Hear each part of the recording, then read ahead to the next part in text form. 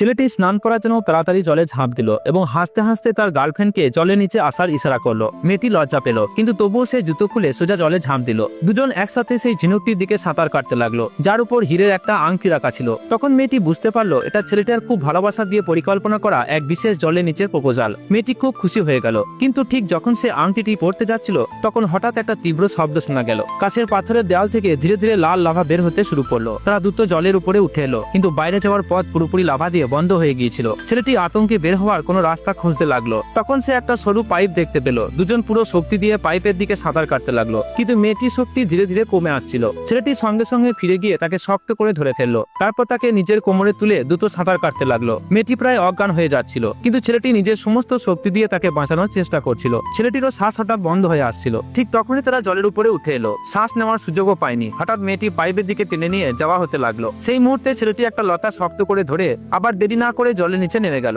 দ্রুত সাঁতার কেটে সে তার গার্লফ্রেন্ডের কাছে পৌঁছালো। তাকে ধরে পাইপটিকে জোরে লাথি মারলো। জলের ভিতরে লতাগুলোর সাহায্যে তারা উপরের দিকে উঠে এলো। অবশেষে তাদের দুজনের প্রাণ বেঁচে গেল।